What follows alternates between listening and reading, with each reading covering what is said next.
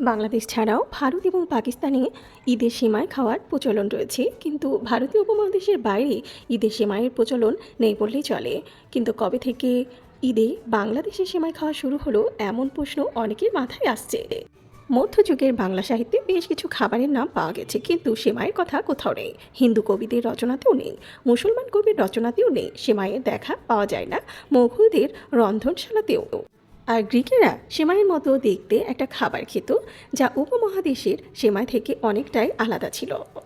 ইতিহাসবিদরা বলেন, 19 শতকের শেষের দিক থেকেই ঈদে ঘরে ঘরে সেমাই তৈরির সংস্কৃতিটা গড়ে উঠেছিল। এদিকে বাংলা অভিধানে সেমাই শব্দটাকে কোথাও বলা হয়েছে হিন্দি, কোথাও বলা হয়েছে দেশি। সুনীতি কুমার চট্টোপাধ্যায় তার বইয়ে লিখেছেন, গ্রিক শব্দ সেমিদালিস থেকেই সেমাই শব্দের উৎপত্তি হয়েছে। আর ইতিহাস থেকে জানা গেছে 30-40-এর দশক থেকে সেমাইয়ের জনপ্রিয়তা ধীরে ধীরে বাড়তে শুরু করে, যার মধ্যে কিছু সেমাই হাতে তৈরি হতো, আবার কিছু বাণিজ্যিকভাবে। বর্তমানে যে সেমাই দেখা যায় সেটার প্রচলন শুরু হয়েছে 50-এর দশক থেকে।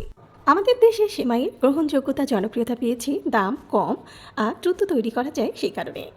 সেমাইয়ের ইতিহাস তেমনটা খুঁজে পাওয়া যায় না, আবার একে বহিরাগত খাবারও বলা ঠিক নয়, কারণ ভারতীয় উপমহাদেশের পিঠাপুলি বানানোর পদ্ধতি পরিবর্তিত হয়ে আস্তে আস্তে সেমাইয়ের রূপ নিয়েছে।